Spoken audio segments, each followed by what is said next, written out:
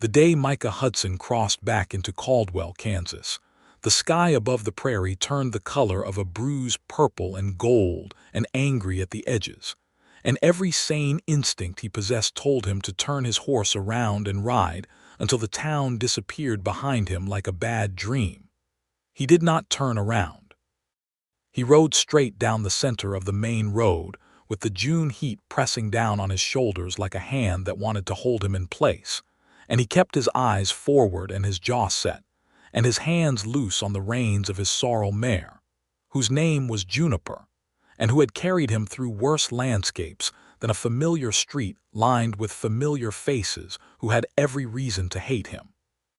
The year was 1878, and Caldwell sat near the Kansas border like a splinter in the heel of the territory, a cattle town, a rough town, a town that had chewed up better men than Micah Hudson and spat them out into the dust without a second glance.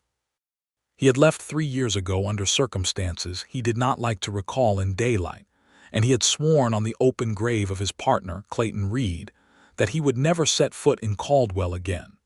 But then a letter had found him. It had arrived 6 weeks ago in a small, dusty outpost near Dodge City, passed through 3 sets of hands before it reached him, the envelope gray with travel and creased nearly to illegibility.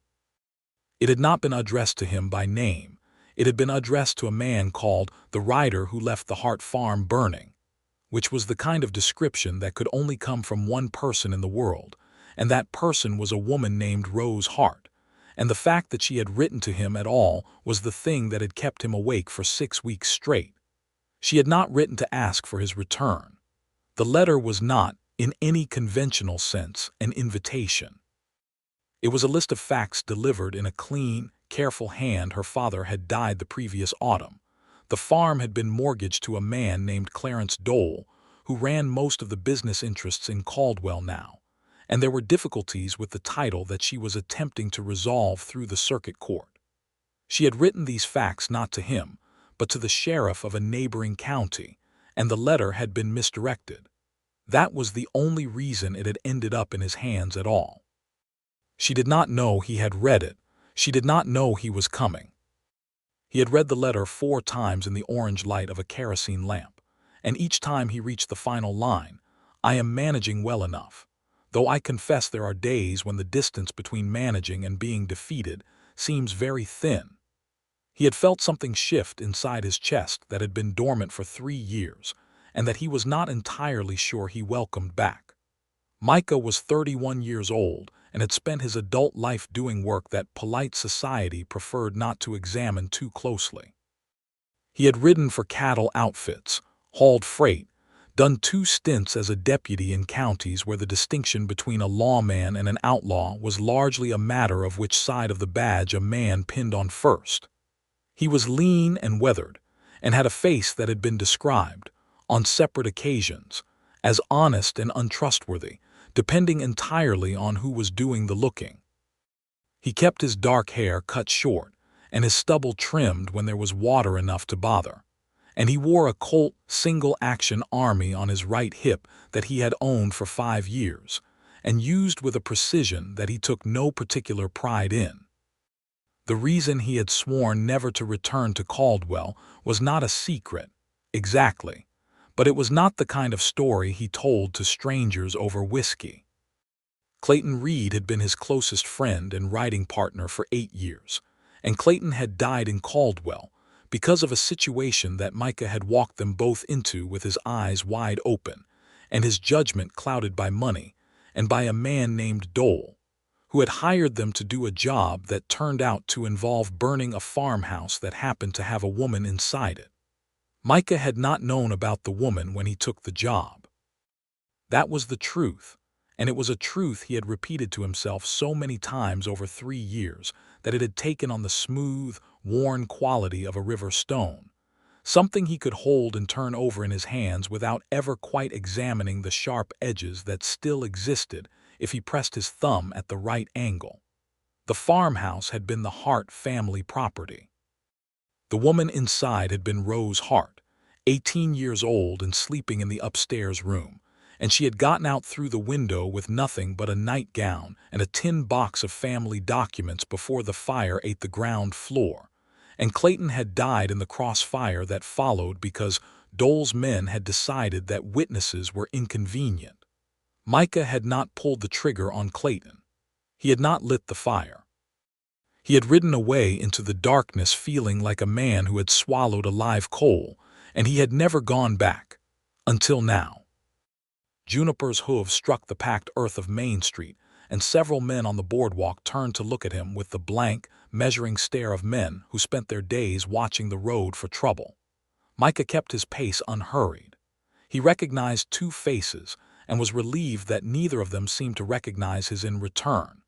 He had been younger when he left, and thinner in the cheeks, and he had grown a beard in the intervening years that he had only recently trimmed back to a shadow.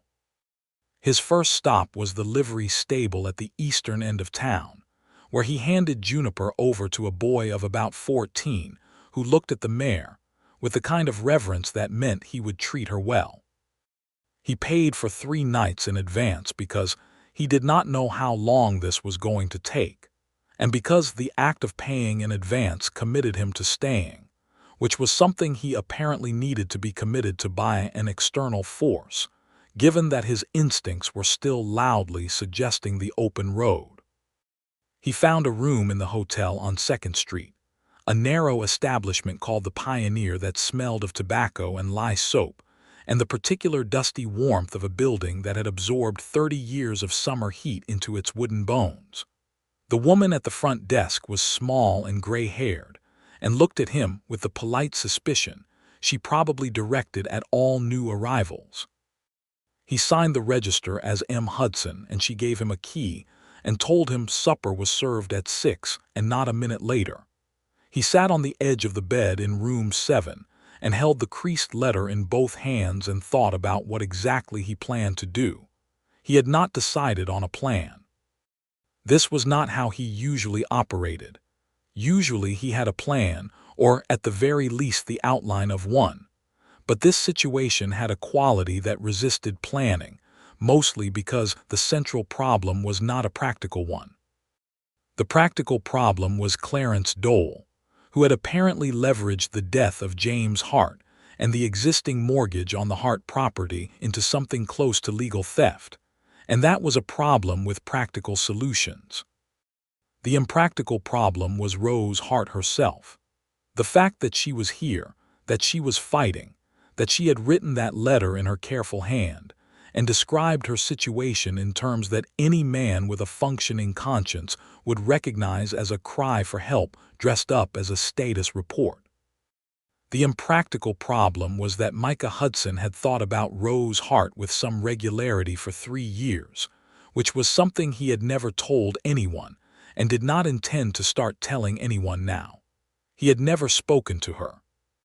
He had seen her exactly once, from a distance of perhaps 40 yards, standing in the dirt yard of her family's farm in the early morning light and speaking to her father, and he had carried the image of her the way a man might carry an object he had found in the road without knowing exactly why he had picked it up or what it was for. She would have been 21 now. He hoped she was well. He hoped she would not recognize him. He hoped, with a fervor that somewhat surprised him, that she was not afraid.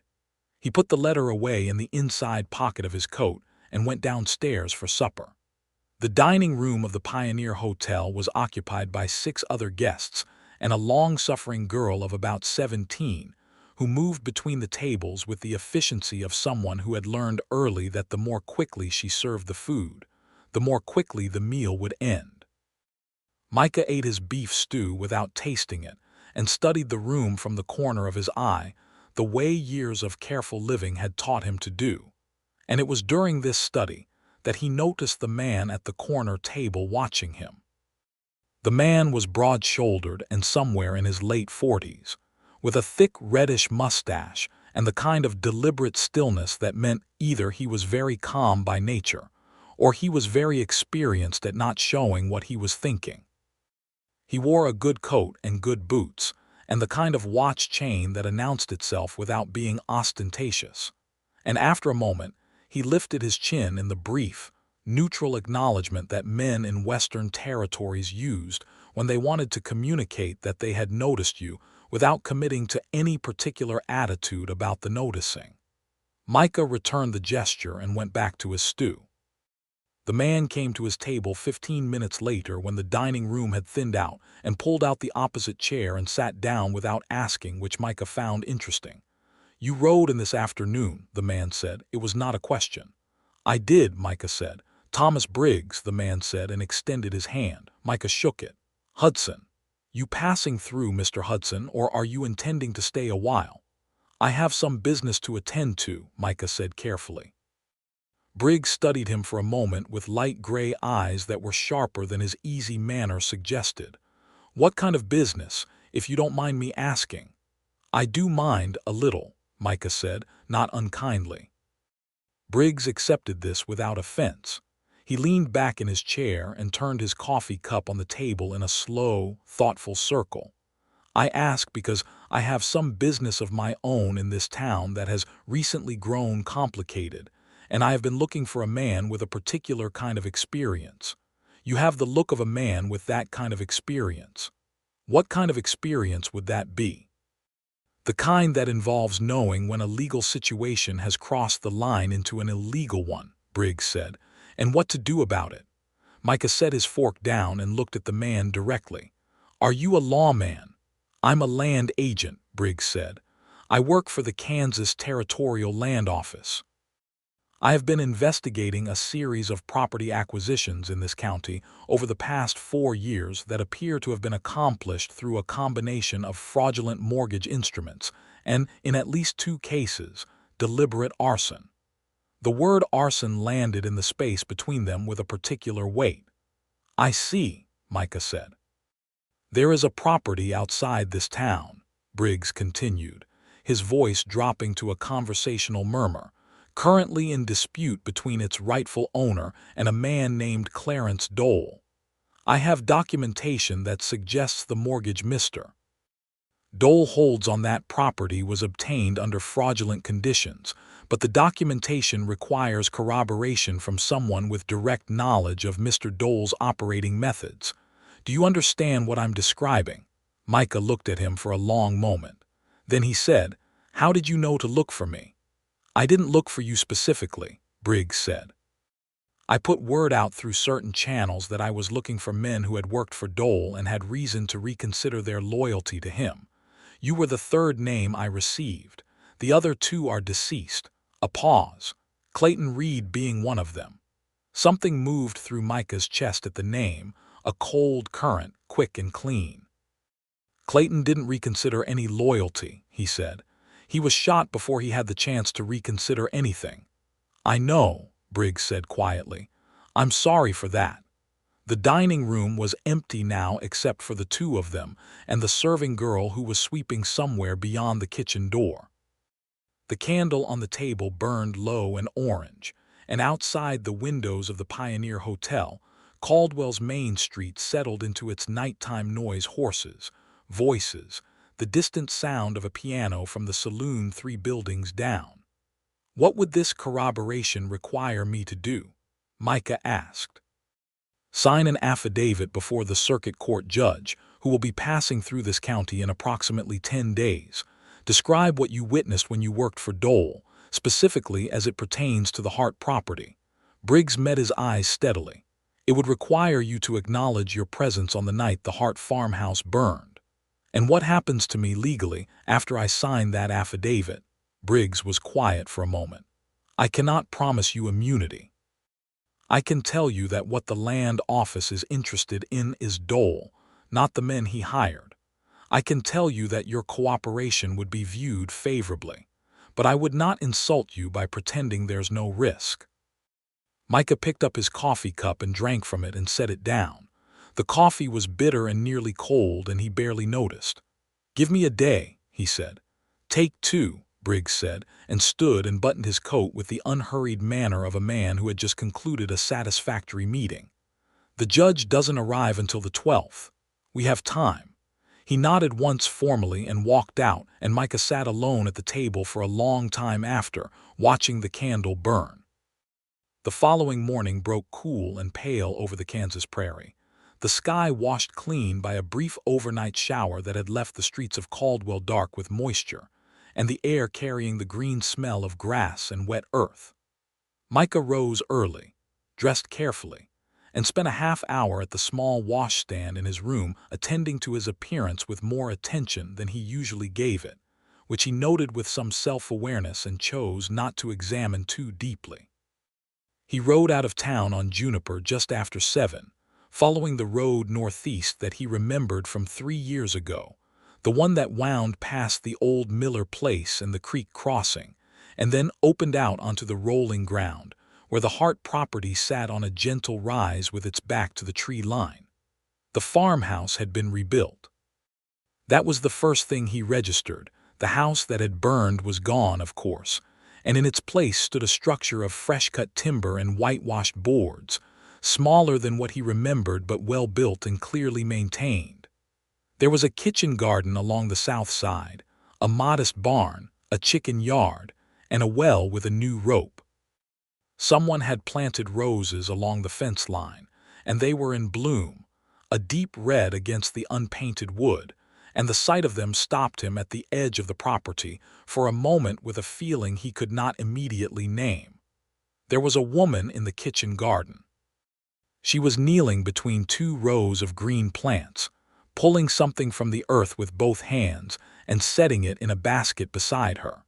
And she did not look up when Juniper's hooves sounded on the hard dirt of the road, because she was focused on her work with the complete absorption of someone who had learned that attention is the price of survival. She wore a pale blue dress that had been washed so many times the color had softened to something almost gray at the hem, and her dark hair was pinned up but coming loose at the temples. And even from 40 yards, which was the same distance, he registered with a jolt, as 3 years ago. There was something in the set of her shoulders and the steadiness of her hands that was exactly as he had carried it in his memory.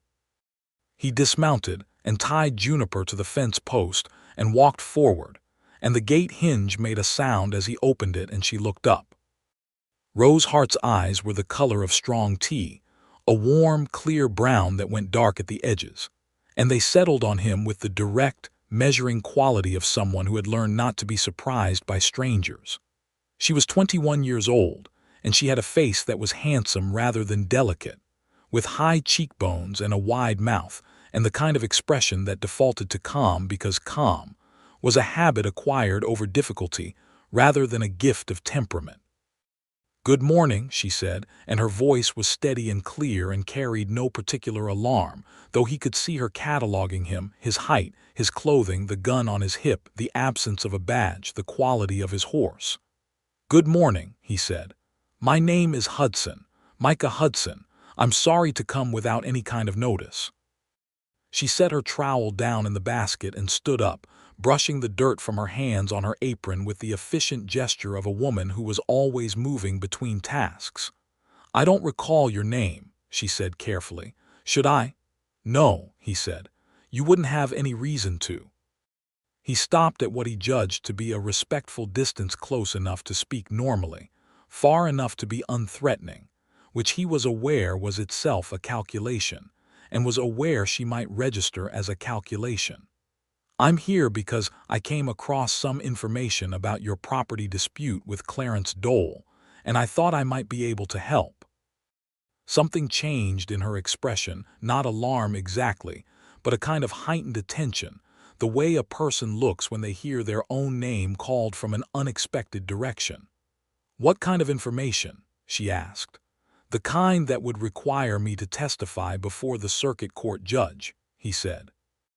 "I have direct knowledge of how Dole obtained the mortgage on your property. Specifically, I was present during events that preceded it." She looked at him for a long, still moment, and he could not tell what she was thinking except that she was thinking hard. The morning light was clean and white on the garden around them, and a mockingbird somewhere in the tree line was going through its entire catalog with great enthusiasm, and Micah stood in the middle of this quiet domestic scene and felt, with some intensity, the absurdity and the rightness of being here simultaneously. "You came to Caldwell specifically for this," she said. "Yes." "From where?" "Dodge City, most recently. Before that, various places." "And what is it you want in return?" she asked, and the question was not suspicious in a hostile way. It was the honest, practical question of a woman who had learned that nothing arrived without a cost attached. "Nothing," he said. She waited. "Nothing," he said again, and heard how inadequate it sounded and felt the inadequacy of it settle on him like a weight. "I'm aware that's not a convincing answer, but it's the one I have." She considered him for another moment, and then she said, "Have you had breakfast, Mr. Hudson?" He had not, as it happened, because he had spent the early morning hours at the washstand and then pacing his room and had forgotten to eat, which was unlike him. "No," he said. "Then come inside," she said, "and you can tell me the rest of it over coffee." The kitchen of Rose Hart's farmhouse was small and meticulously ordered, with a cast-iron stove along one wall and a table of scrubbed pine in the center, and a window above the wash basin that looked out over the kitchen garden and the prairie beyond. There were dried herbs hanging from the rafters and a shelf of preserving jars along the east wall and a bookshelf in the corner, with 6 volumes on it that Micah found interesting: a Bible, a legal manual, a seed catalog, and 3 novels whose spines he could not read from where he sat. She put coffee on and sliced bread and set out a plate of cold biscuits from the night before and sat across from him at the table with her hands folded and waited, and Micah understood that she had a great deal of patience and that it was the earned kind. He told her the truth. Not all of it, not the part about having carried her face in his memory for 3 years, which was not information she needed or asked for, but the relevant truth, delivered as plainly as he could manage. He had been hired by Dole in the autumn of 1875. He had been told the job involved clearing a disputed property. He had not known there was anyone in the farmhouse when the fire was set. He had left Caldwell afterward and had not returned until yesterday. He had recently come across information suggesting that Dole had used the fire and its aftermath to coerce the late James Hart into signing mortgage documents under duress, and that the land agent Thomas Briggs was building a legal case against Dole that would require corroborating testimony. He spoke for about 15 minutes and she listened without interrupting, her expression not cold but not warm either, attentive, the way a person listens when they are filing every word into a place where it can be examined later. When he finished, the kitchen was quiet except for the small sounds of the stove and the mockingbird outside. "You were there," she said. It was not an accusation. It was a fact being stated for verification. "Yes," he said, "the night of the fire." "Yes." She turned her coffee cup in her hands. Outside, a cloud passed over the sun and the light in the kitchen shifted and softened. "I got out through my bedroom window," she said. "I had about 45 seconds before the stairs went. I remember the sound of men on horses in the yard, and I remember thinking they would help, and then I realized they weren't there to help." She paused. "My father was away that night. At the store in town, doing accounts. He came home to find the house gone and me sitting in the yard, wrapped in a horse blanket that one of the neighbors had brought." She was quiet for a moment. He was never entirely the same after that. "I'm sorry," Micah said, and meant it with a totality that made the words feel insufficient. "Are you?" she asked, not cruelly, genuinely curious about the answer. "Yes," he said. "Whatever that's worth." She looked at him steadily. "I don't know yet what it's worth," she said, "but I think I'd like to find out." She stood and refilled his coffee without being asked and sat back down and said, "Tell me about Thomas Briggs and what he needs from you." They talked for 2 hours. Rose was sharper about legal matters than he had expected. She had clearly been studying, had clearly been fighting this battle for months through every legitimate channel available to her, and knew the details of the mortgage dispute with a precision that made him realize she had not been sitting helplessly waiting for someone to rescue her. She had been building her own case with whatever tools she could access, and what she lacked was not intelligence or determination, but simply the kind of evidence that only an insider could provide. When he told her that Briggs believed Dole had orchestrated the coercion of her father's signature under threat and fear in the weeks following the fire, something in her face went very still and then very set, and he recognized the expression. It was the face of a person who has suspected something for a long time and is watching it be confirmed. "My father told me once that he had signed things he did not fully understand," she said quietly. "I thought he meant the original loan agreement." I didn't realize. She stopped. "I'm sorry," he said again. "Stop apologizing," she said, but not unkindly. "It doesn't accomplish anything. What accomplishes something is your testimony." She looked up at him.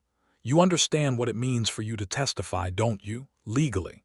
Briggs told me he couldn't promise immunity, and you came anyway." "Yes." She studied him for a moment with those clear brown eyes, and then she said, "Why?" It was the question he had been asking himself for 6 weeks, and he did not have a clean answer for it. He had several answers, all of them partial. Because Clayton Reed deserved to have his death mean something. Because a man who could walk away from a burning house with a woman inside it and spend 3 years pretending it hadn't happened had arrived at a point where he needed to decide what kind of man he actually intended to be. Because the letter had described a woman managing alone on a thin margin between survival and defeat, and that image had lodged in him like a splinter and refused to let him rest.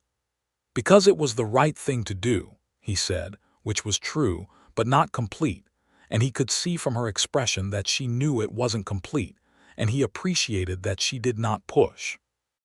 "Well," she said, and stood up and began clearing the cups with the brisk efficiency of a woman reclaiming her morning. "Then I suppose we had better meet with Mr. Briggs and see what the right thing actually requires." Over the following days, Micah found himself spending more time at the Hart farm than was strictly necessary for the purposes of the legal case. He told himself this was practical. It was easier to coordinate with Rose directly, easier to discuss the details of what he would say to the circuit judge without having to carry messages back and forth through Caldwell. And there was enough truth in this to sustain the story for approximately 3 days, after which he stopped pretending to himself entirely and simply rode out to the farm each morning and was honest with himself that the farm was where he wanted to be. Rose accepted his presence with a matter-of-fact quality that he found both comfortable and occasionally unnerving. She was not a woman who made social performance of anything. She did not fill silences with conversation for its own sake.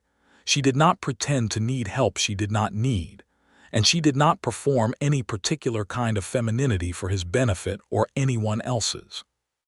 She was 21 years old, and she had been running this property alone since her father's death the previous October, and she had the self-sufficiency of someone who had been tested and had not broken. But she was not cold. That was the thing about her that kept pulling him back. Underneath the practical exterior was something else entirely, something that surfaced in the evenings when the work was done, and they sat on the porch with their coffee, and the sky went through its elaborate sunset ritual over the Kansas prairie. She had a laugh that was low and genuine and entirely unself-conscious, and she deployed it rarely enough that when she did, the effect on Micah was disproportionate and somewhat alarming.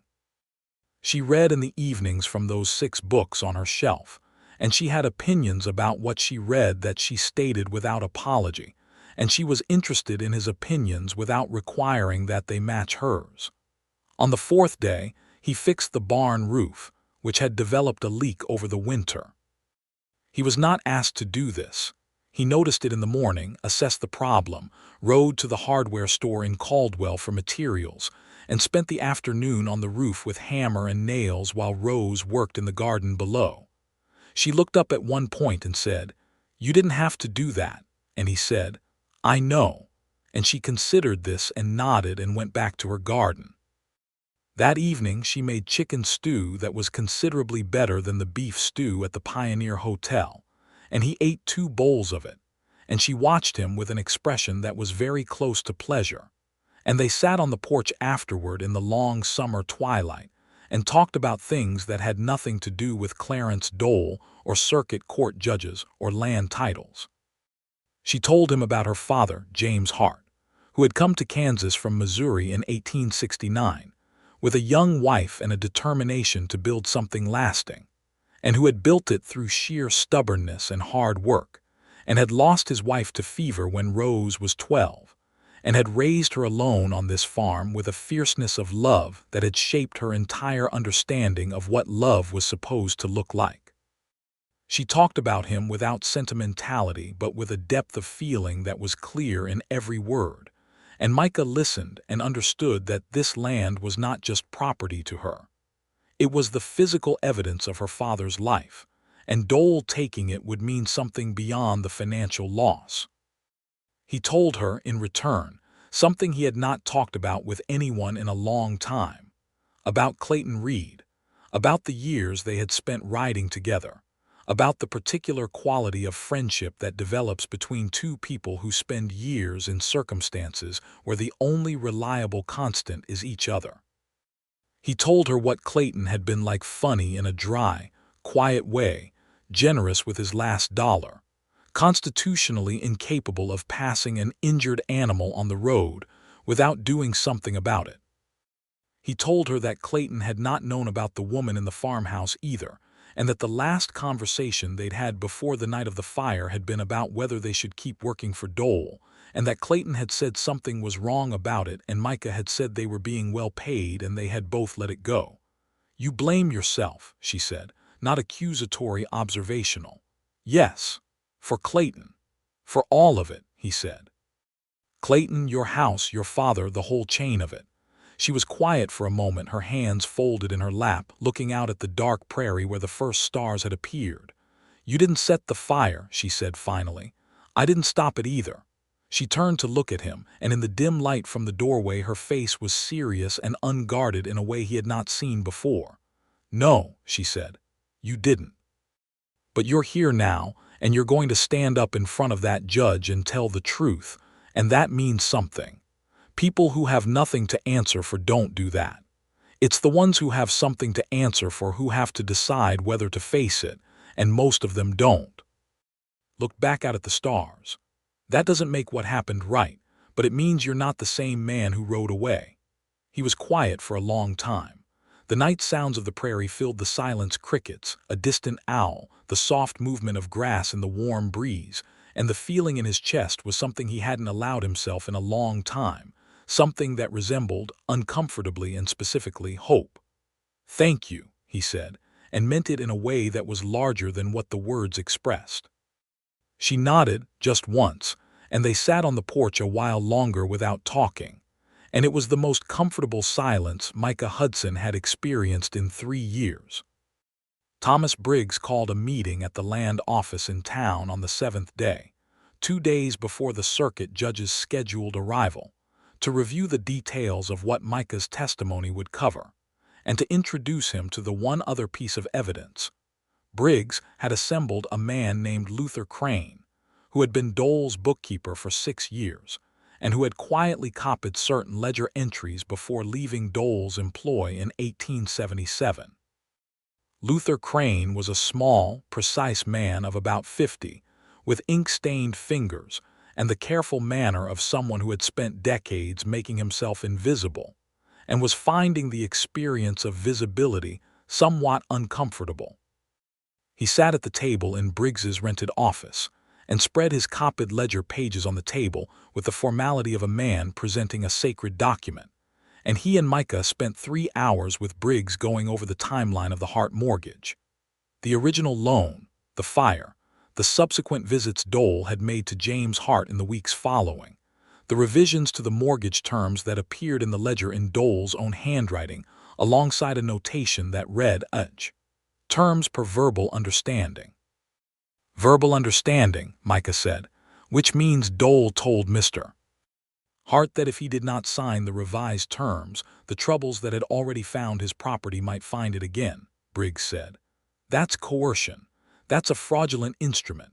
Combined with your testimony about Dole's methods and Mr. Crane's documentation, I believe we have a sufficient case to have the mortgage declared void and the property title restored to Miss Hart in full." "What about Dole himself?" Rose asked.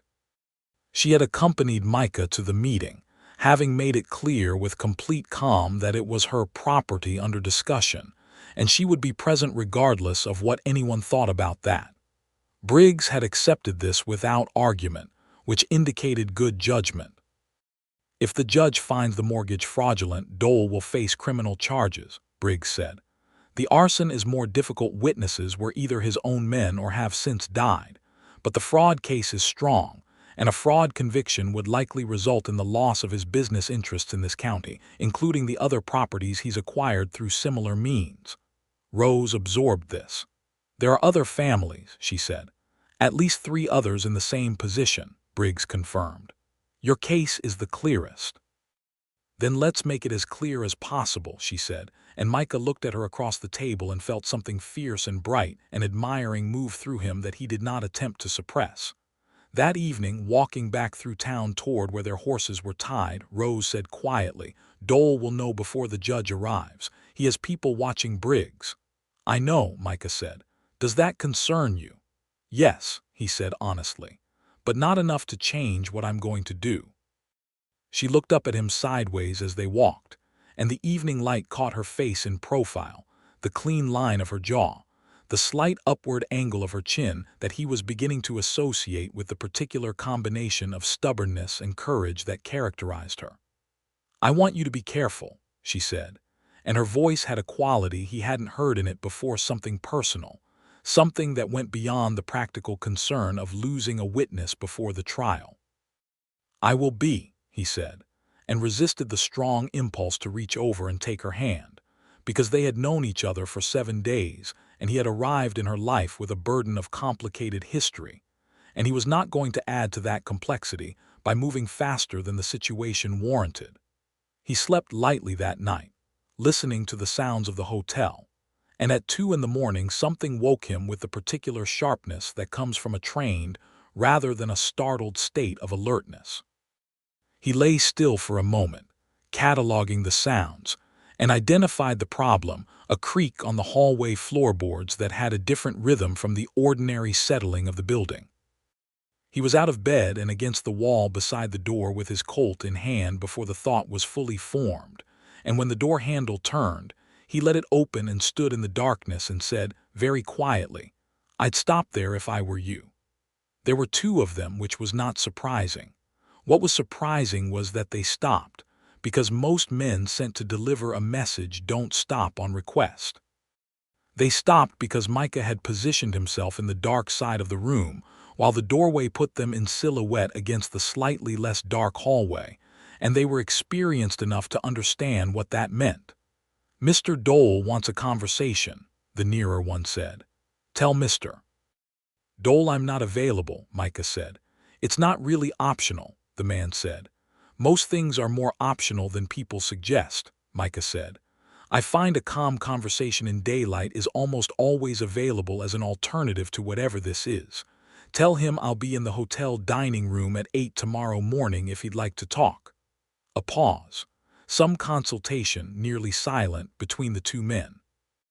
Then they went away, and Micah stood in the dark for a long time afterward, his Colt in his hand and his heart beating with a steadiness that he was somewhat grateful for.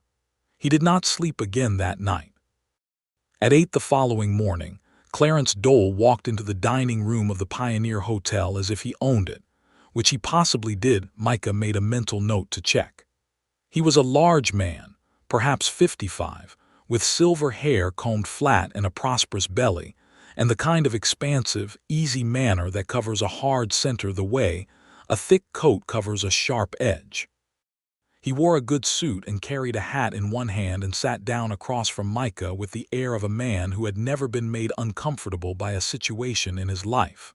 Mr. Hudson, he said pleasantly, I appreciate your flexibility. Mr. Dole, Micah said. He had coffee. He did not offer to pour one for Dole. I understand you've been meeting with Thomas Briggs, Dole said. I have various meetings, Micah said. I won't waste your time with misdirection, Dole said. I know why you're here. I know what you intend to tell the judge, and I want to offer you an alternative to that course of action. He set his hat on the table and leaned forward with his elbows on the edge and his large hands folded. There is money available, a substantial amount. Enough to make a man comfortable for a considerable time in a location of his choosing, far from Kansas. And in return, Micah said, in return, you leave Caldwell before the judge arrives. You leave the territory. You go somewhere quiet and you don't involve yourself in business that doesn't concern you. Micah looked at him steadily for a moment. Dole had the calm of a man who had made this particular offer many times and had found it successful. He had a way of sitting that communicated certainty, the certainty that everyone had a price and that he had correctly estimated this one. No, Micah said. Dole's expression did not change. That's your final answer. Yes. You understand, Dole said quietly, his pleasantness settling into something cooler, that if you proceed with this testimony, there are consequences that money can't protect you from. I've considered that, Micah said. My answer remains no. Dole looked at him for a moment, not angry, not even particularly troubled, just recalculating. Then he stood, put his hat back on his head and said, I hope you understand what you're doing, Mr. Hudson, and walked out with the same easy authority with which he had walked in.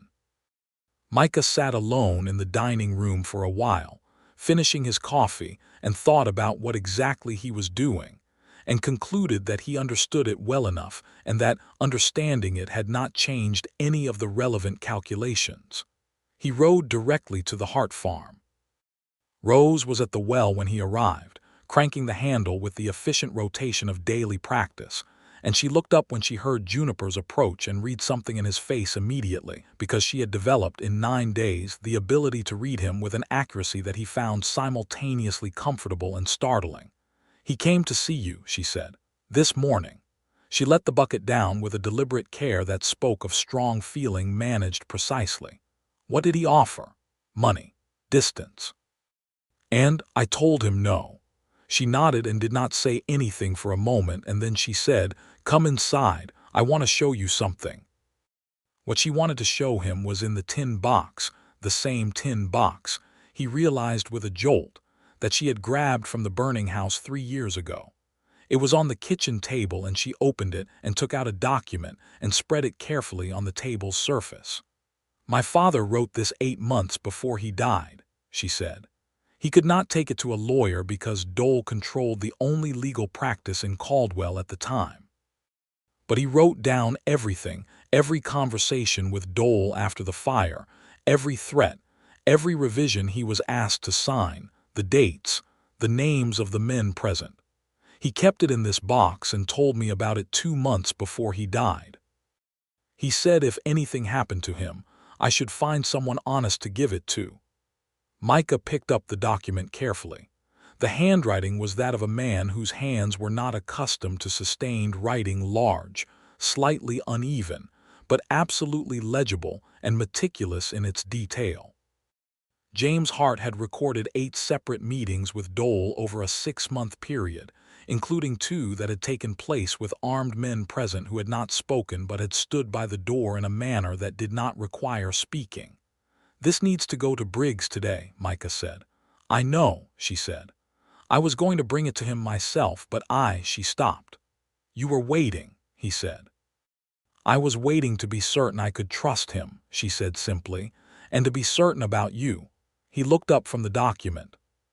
She was standing on the other side of the table with her hands flat on the surface, looking at him, and in the morning light of the kitchen with the dried herbs overhead and the preserving jars on the shelf and the window open to the garden, she was so present and real and vital that he felt the room contract slightly, as though the space between them had its own opinion about appropriate distances.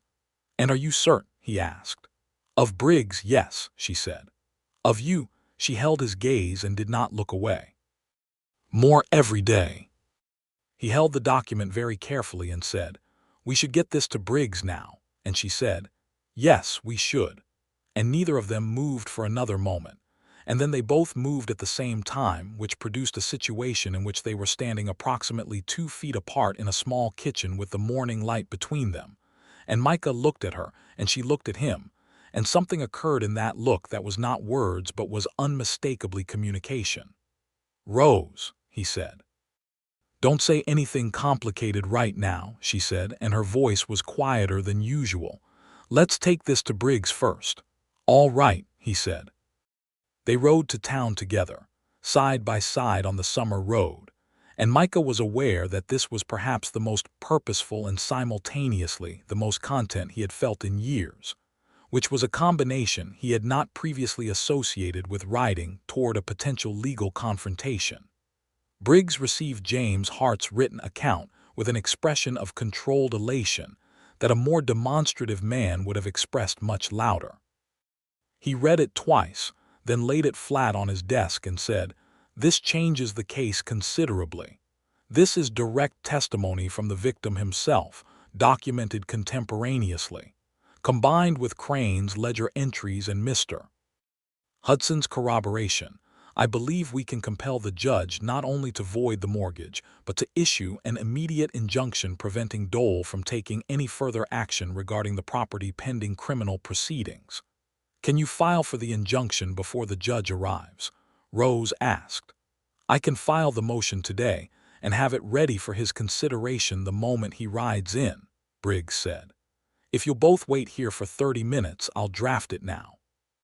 While Briggs wrote at his desk, Micah and Rose sat in the two chairs near the window and looked out at the street below, and Rose said quietly, "My father wrote that the night the house burned, he heard men on horses in the yard and came out of the store to see the sky orange on the horizon and knew what it was immediately.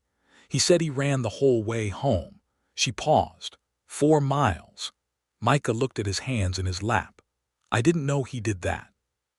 "He ran 4 miles and got there while it was still burning and found me sitting in the yard in my nightgown, and he didn't say anything. He just put his arms around me, and we sat there together until it was gone." She was quiet for a moment. "He was a good man. He didn't deserve any of it." "No," Micah said. "He didn't." She turned to look at him, and there were no tears in her expression, but there was something raw and real in it that he met directly and did not look away from. "I want Dole to answer for it properly," she said. "Through the law, through the court. I don't want anyone shot or anything burned in return, because that would make us the same as him, and my father's memory deserves better than that." "I agree completely," Micah said. She nodded, satisfied. Then, after a moment, she said, "When this is over," and stopped. "Yes," he said. She shook her head slightly and looked back out the window. "When this is over," she said, "I'd like to have a conversation that doesn't involve Clarence Dole." "I think I can arrange that," he said, and she smiled without looking at him, a small private smile directed at the street below, and Micah committed the sight of it to memory with great care. The circuit court judge arrived on the 12th, a Tuesday, on a hired horse from the north, and he was a spare gray-haired man named Judge Harlan Oakes, who had the impatient efficiency of someone who covered a great deal of territory on a regular schedule and did not appreciate delays. He met with Briggs that afternoon, reviewed the documentation, and issued the injunction preventing Dole from taking any action against the Hart property pending the formal hearing, which he scheduled for the following morning. That evening, Dole sent 2 more men to the hotel. This time Micah was ready for them, and more importantly, Thomas Briggs had anticipated this possibility and arranged for the county sheriff, a heavy-set, methodical man named Amos Garfield, who had taken a cautious interest in Briggs's investigation once the documentation became compelling, to have a deputy posted at the hotel entrance. The 2 men were turned away without incident, and Micah heard afterward from the deputy that they had ridden to Dole's house on the north edge of town, which was a large house with a long porch and a view of the cattle pens, and had not reappeared. He did not sleep particularly well that night either, but for different reasons than the previous night. He lay on the narrow hotel bed and thought about Rose Hart and the tin box and her father running 4 miles through the dark to find his daughter in the yard. And he thought about what it meant to be the kind of person who ran 4 miles instead of the kind of person who rode away into the darkness. And he found, with some surprise, that the answer to that question felt less like a verdict on his past and more like a direction for his future. The hearing on Wednesday morning was conducted in the largest room of the Caldwell courthouse, which could generously accommodate 20 people, and was required to accommodate 34, the overflow standing against the walls and out into the corridor. Judge Oaks sat at the front table with his papers in careful order, and his manner brisk, and his patience set approximately 2 degrees warmer than it usually was, which Briggs attributed to the quality of the documentation. Clarence Dole was present with a lawyer from Wichita named Pettigrew, who wore a good suit and had the confident bearing of a man who expected to win based on precedent and the general principle that men with money usually did. He looked at Briggs's assembled evidence with the studied calm of someone who has not yet been surprised, and then he looked at Luther Crane's ledger copies, and then he looked at James Hart's written account, and then he looked at Micah Hudson sitting beside Briggs at the table, and Micah watched the confidence in his face undergo a careful, private recalculation. Micah testified for approximately 40 minutes. He spoke in a clear, even voice without dramatic embellishment, following the sequence of events as precisely as his memory could reconstruct. The hiring, the instructions, the night of the fire, the aftermath, what he had seen and heard in the weeks he remained in Caldwell before leaving. He did not minimize his own role, and he did not exaggerate it. He answered Judge Oaks' direct questions and Pettigrew's cross-examination with the same steady consistency, and when Pettigrew suggested that his testimony was motivated by self-interest or personal animosity, Micah said simply, "My motivation is that the truth of the matter has legal relevance, and withholding it at this point would be a worse choice than the ones I made 3 years ago, which were already bad enough." Judge Oaks made a note. Luther Crane testified next, and then Briggs presented James Hart's written account, which was entered into the record over Pettigrew's objection, and Judge Oaks heard the objection with the patient courtesy of a man who has heard a great many objections and has a well-developed sense of which ones have merit. He overruled it and continued. The hearing lasted 4 hours. At the end of it, Judge Oaks set down his pen and looked over the top of his spectacles at the room and said that, in his opinion, the mortgage instrument in question had been obtained through deliberate coercion following an act of arson, that the original terms had been falsified in subsequent revisions, and that the mortgage was therefore void in its entirety. The Hart property, he declared, was the unencumbered legal possession of its rightful heir, Rose Caroline Hart, free of any claim by Clarence Dole or any business interest associated with him. He additionally referred the matter of the fraudulent instruments and the coercion to the district attorney's office in Wichita for criminal prosecution, and he noted for the record that the evidence suggested a pattern of similar activity involving at least 3 other properties in the county, and that the district attorney should be advised accordingly. Clarence Dole sat at his table during this pronouncement with the stillness of a man who is doing careful calculations about his remaining options and finding fewer of them than he had expected. His lawyer was already leaning close and speaking quietly. Dole's face revealed nothing, which was itself revealing. A man who showed nothing when he had just been publicly stripped of his primary local asset was a man who was still working, not a man who had accepted defeat. The sheriff arrested him on the courthouse steps, which Micah had not expected but which he found, nonetheless, deeply satisfying. Rose was standing outside the courthouse when Micah came out, having given her statement to Judge Oaks in writing the day before, and been present for the proceedings from a seat in the back corner of the room with her hands folded in her lap, and her face composed throughout with a discipline that he recognized as costing her something. She was standing in the sunshine with her arms crossed over her chest, looking at the street, and when Micah came out she turned to look at him and something in her face let go. It was not tears. It was the release of a very long-held breath, the kind of breath that a person has been holding for so long they have forgotten it was held, and when it releases, the sensation is not exactly relief but more like the return of a space they did not know they had been missing. "It's done," he said. "It's done," she agreed. He stood on the courthouse steps and looked at her in the June sunshine and said, "I believe you mentioned wanting a conversation that didn't involve Clarence Dole." She looked at him for a moment and the small private smile appeared again. "I did mention that," she said. "I have something to say that's been waiting a fairly long time," he said. "And I want to say it before I lose my nerve because I have a decent amount of nerve in most circumstances, but this particular situation is apparently not most circumstances." She raised an eyebrow. "Go on," she said. "I came back here for you," he said. "Not only to testify for you. I have been carrying you around in my head for 3 years, which is not a comfortable way to live, and which I realize sounds like the beginning of a very complicated story given everything. And I would completely understand if you wanted me to get on my horse and ride away. But I'm standing here telling you this because I'm 31 years old, and I'm tired of making choices based on what's safer instead of what's true.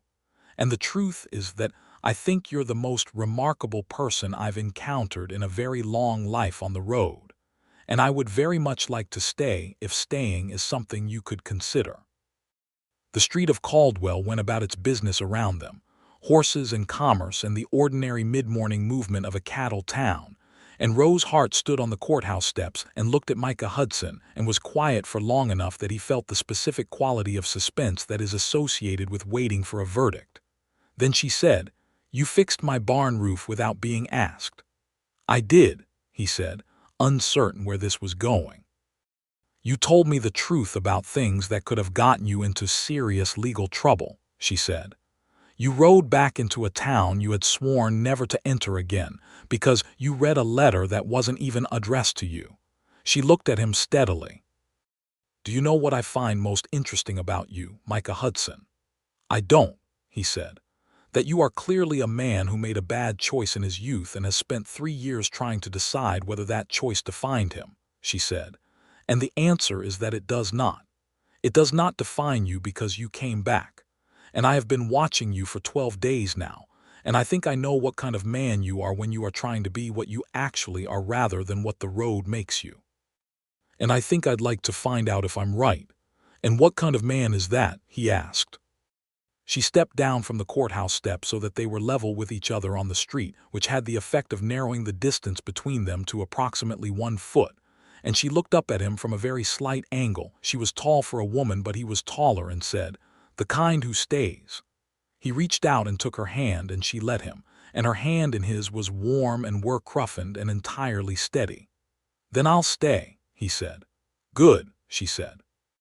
And then, because she was Rose Hart and she did not do anything she did not intend completely, she stood on her toes and kissed him, brief and certain as a signature on a document, and stepped back and said, "Now, I believe Thomas Briggs is planning a celebratory supper at the hotel tonight, and I promised I would bring my elderberry preserves. Walk with me to the livery." He laughed, a genuine, unguarded laugh that he had not heard from himself in quite some time, and offered her his arm, and she took it, and they walked down the street of Caldwell together in the summer light. And several people on the boardwalk looked at them, and a few of them recognized Rose Hart from the proceedings that morning, and nodded to her with the respectful deference that a small community offers to one of its own who has fought visibly and won. The celebratory supper was long and genuinely warm. Briggs proved to be a better conversationalist in a social setting than a professional one, telling 3 stories about land disputes in other territories that were, improbably, very funny, and Luther Crane arrived with his wife, a small, quick-eyed woman who immediately took to Rose with the enthusiastic recognition of 2 people who have both been keeping difficult secrets for longer than is comfortable, and are relieved to find company. Micah sat beside Rose at the long table, and the meal was good and the laughter was genuine, and he found himself in the unfamiliar position of being somewhere he wanted to be with no particular urgency about being somewhere else. And the feeling was strange enough and good enough that he noted it specifically and deliberately, the way a traveler notes the first sight of the destination after a long road. Over the following weeks, the shape of things changed in ways that were both practical and personal, and each change arrived with the particular combination of ordinariness and significance that characterizes the important alterations in a life. Micah moved out of the Pioneer Hotel and into the small room at the back of the Hart barn, which Rose had fitted out with a cot and a washstand in the matter-of-fact way she approached logistics, noting simply that the hotel was expensive and the barn room was empty, and there was no practical reason for him to remain in town when there was perfectly good accommodation on the farm. The fact that the farm required considerable labor beyond what one person could manage was stated as a secondary consideration, and both of them understood the order of priority and found it acceptable. He worked the farm with her through the deep summer, the hay cutting, the fencing, the endless maintenance that a working property demanded, the preparation of the kitchen garden for canning and preserving. He learned the particular rhythms of her days, the things she found pleasurable, the early morning quiet, the smell of rain on dry earth, the evenings on the porch with a good book, the things she found aggravating, bureaucratic slowness, casual dishonesty in small matters, waste, the things she rarely showed to anyone but had begun to show to him, the occasional weariness underneath the competence, the specific loneliness of someone who had been managing alone for a long time and was only now beginning to acknowledge what that had cost her. She learned him in return. She learned that he was taciturn in the mornings until coffee, but that the taciturnity was not moodiness, just the particular quiet of a man whose inner life was not entirely sequential and needed some time to arrive at the day. She learned that he was patient with difficult animals and with difficult people, and considerably less patient with dishonesty in any form. She learned that he read when she gave him books to read and had opinions worth arguing with, and that he could cook 3 things very well and everything else very badly, and that he was fully aware of this limitation and amused by it rather than embarrassed. She fell in love with him in the steady, cumulative way that love happens when people are genuinely paying attention to each other rather than to the idea of each other, not in a single dramatic moment, but in the accumulation of ordinary moments that each added a strand to something that became, in sum, irreversible. The moment she knew it was not one moment but the steady weight of all the evidence that had been building for weeks, arriving at a conclusion she had suspected was coming but which, when it arrived with full clarity, felt entirely natural. He proposed on a Saturday in mid-August. He had been thinking about it for approximately 3 weeks and had not proposed earlier because he had wanted to be certain. He was proposing from a position of completeness rather than urgency, not because he was afraid she would leave or because he feared some external complication, but because he wanted the question to carry the full weight of intention behind it and not the anxiety of contingency. He sat on the porch steps at dusk, and she was in the chair beside him with her book, and the sky was doing its elaborate amber and crimson performance over the western horizon, and he said her name and she looked up and he said what he had been meaning to say. He said, "I want to stay here. Not on this farm specifically, although I like this farm. I mean here in the particular location that you occupy in the world, wherever that is, for as long as you'll have me.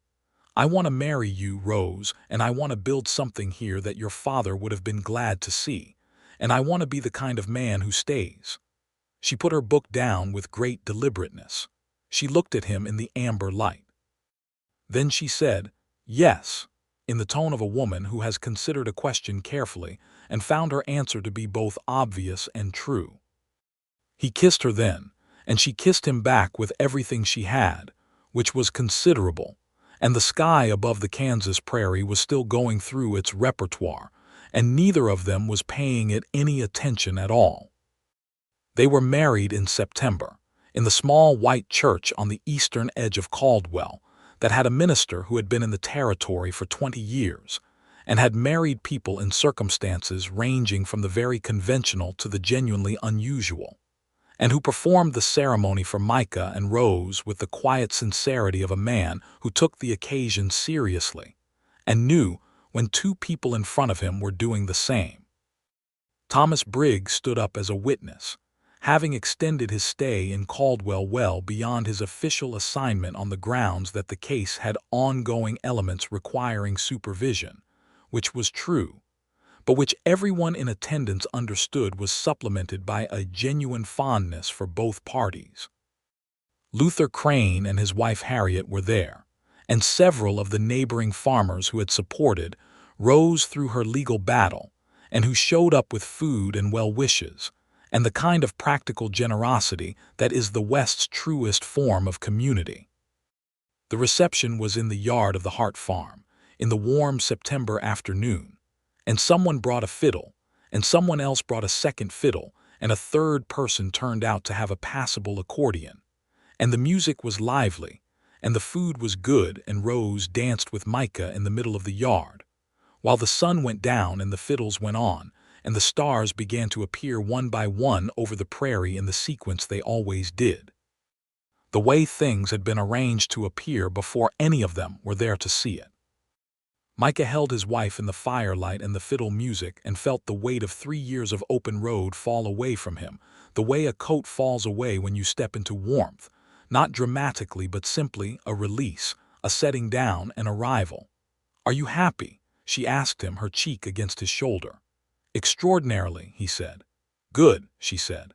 "So am I." The criminal case against Clarence Dole proceeded through the winter and into the following spring. The district attorney from Wichita took an active interest, particularly after Briggs's investigation revealed that the pattern of fraudulent acquisitions extended to 5 properties in total, not 3, and involved a network of associates that reached into the county land office itself. Dole was tried in March of 1879 on charges of fraud, coercion, and criminal conspiracy, and was convicted on 2 of 3 counts, the arson charge being the one that the prosecution could not prove beyond the required standard without direct evidence.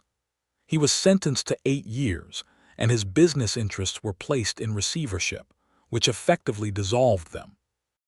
The other 4 affected families were notified of their legal standing by Briggs's office, and 3 of them successfully reclaimed their properties through the same legal mechanism that had restored the Hart farm. Micah received a formal letter from the district attorney's office acknowledging his cooperation in the investigation and stating that his testimony had been material to the prosecution's case. The letter noted that no charges would be pursued against him in connection with the events of 1875, a decision made in consideration of his voluntary cooperation and the time elapsed. He read the letter twice, folded it, put it in the tin box alongside James Hart's written account, and went out to find Rose, who was in the kitchen garden with her hands in the soil and the spring light warm on her hair. "The letter came," he said. She looked up, and no charges. She stood up and walked to him and took his face in her hands, her dirt-warm hands, careful and strong, and looked at him for a moment with the direct, searching quality of someone confirming what they already know. And then she kissed him once, firmly, and said, "Good. Now come help me with these fence posts because the south corner is leaning again, and I've been asking you about it for 3 days." "You asked me about it this morning," he said. 3 days, she maintained, and walked back to the garden, and he followed her, laughing. That same spring, Micah and Rose took out a modest bank loan and expanded the farm in 2 directions, additional acreage to the north that had been lying fallow under a neighboring estate and was available for purchase, and a small herd of cattle that Micah had experience managing from his years with the cattle outfits. The expansion was carefully planned and practically executed, and they worked it together with the same complementary efficiency that had characterized their first weeks. Her attention to detail and long-term planning, his physical labor and knowledge of cattle, both of them involved in every decision, which was the only arrangement either of them found natural. By the summer of 1879, the Hart farm had become a going enterprise rather than a surviving one, and people in Caldwell who had watched Rose fight her legal battle with admiring wariness had begun to understand that what they were watching now was something more permanent. A woman who had held her ground, and a man who had come back to help her hold it. And the two of them building something together that showed in the quality of the fences, and the size of the kitchen garden, and the well-kept state of the barn, and the general air of a place where people were paying attention. In the autumn of that year, Rose told Micah on a Tuesday evening in the kitchen, with no particular preamble, that she believed they were going to have a child in the spring. He was at the table cleaning a harness buckle when she said it, and he set the buckle down, and looked at her with an expression that she described later as the most openly delighted she had ever seen his face, which was saying something because he had gotten considerably better at showing his face over the course of the year. "Spring," he said. "April, I think," she said, with the calibrated approximation of a woman who had been quietly gathering evidence for 3 weeks. He stood up from the table and she crossed the kitchen to him, and he put his arms around her with the particular care of a man who is aware that something has just changed in the fundamental composition of his life, and she put her head against his shoulder, and they stood in the kitchen while the fire in the stove burned warm and the October wind moved past the house without finding any way in. "James," he said, "if it's a boy." She lifted her head and looked at him. Her eyes were bright. "James," she confirmed, "and if it's not," she considered. "Eleanor," she said, "after my mother." "James or Eleanor," he said. "One or the other," she agreed. It was James. He arrived in the second week of April 1880, in the middle of a rainstorm that hammered the roof of the farmhouse, with the kind of enthusiasm that seemed appropriate for a significant occasion. He was healthy and loud, and had his father's dark hair and his mother's determined expression, and both of his parents were so entirely unprepared for the specific intensity of loving him that it seemed to surprise them equally, which was fair, since they had thought themselves reasonably experienced at being surprised by things. Micah held his son for the first time in the lamplight of the bedroom, while the rain continued its commentary outside, and Rose lay with her eyes closed but not sleeping, and he understood with great clarity that this particular room, this particular woman resting, this particular small weight in his arms, was the fixed point around which everything else could now orient itself. All the years of road and distance and careful non-attachment had been, in retrospect, the long way to here, and the length of the route did not diminish the arrival. Thomas Briggs visited in June, having maintained a correspondence with both of them throughout the intervening year. He came for a long weekend and held James with the slightly panicked concentration of a man who is fond of children but uncertain about the mechanics, and he stayed for dinner both nights and told stories about his ongoing work with the land office. And on the second evening, he mentioned that he was considering a transfer to a permanent post in Wichita rather than his current circuit assignment, and that he had been looking at houses there, which Micah noted and filed away with the mild satisfaction of a man who recognizes happiness in its various forms. Harriet Crane's letter arrived the following month, informing them that Luther had taken a position with a reputable firm in Topeka, and that they had settled there comfortably, and that she was expecting in the winter, and asking Rose if she had any practical advice on the subject, which Rose supplied in a 5-page letter that was both comprehensive and, Micah noted on reading it, funny in the way that only those with direct experience can be. Life on the Hart farm, which had, by common usage in the neighborhood, begun to be referred to as the Hudson farm, or, more precisely, the Hudson Hart farm by those who were paying attention to the particular way Rose signed her correspondence, settled into the deeply satisfying rhythm of a working life, shared between two people who were genuinely suited to each other. There were difficult seasons and difficult days, as there always are, and there were disagreements of the kind that happen between people who are both stubborn and particular, and there were stretches where the weather was bad, and the cattle were difficult, and the money was tight enough to require careful management. There was also the evenings, which never stopped being the best part of the day. The porch in summer, the fireside in winter, James first crawling and then toddling and then running between them with the perpetual motion of a child who has decided that standing still is a waste of good time. The books on the shelf grew to 12, and then 20. The roses along the fence line bloomed each June in the particular deep red that Rose had chosen deliberately because her father had liked them. And each June Micah cut some of them and brought them inside without being asked. The way he did all the things he had figured out mattered. Alina arrived in the autumn of 1882, and she had her mother's clear brown eyes and a manner from her very first weeks that suggested she had opinions and intended to act on them, which proved entirely accurate. By the time she was walking, the kitchen was a different place, noisier, warmer, more thoroughly alive with the particular quality of a house that has been claimed by people who intend to stay in it.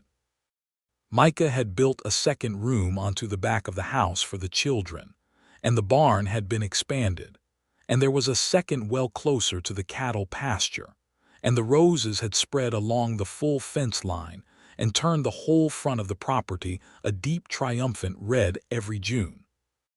One evening in the summer of 1883, 5 years after Micah had ridden back into Caldwell on a sorrel mare with the afternoon sky bruised above him, and every sane instinct he possessed suggesting he turn around, he and Rose sat on the porch after the children were in bed, the way they always sat on the porch after the children were in bed. James and Alina were asleep behind the window to their right, making the small sounds of sleeping children that their parents had memorized completely.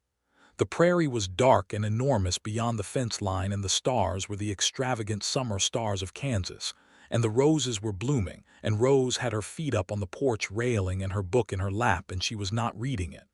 "What are you thinking about?" Micah asked. She considered. "I'm thinking about a tin box," she said. "Your father's tin box?" "Yes.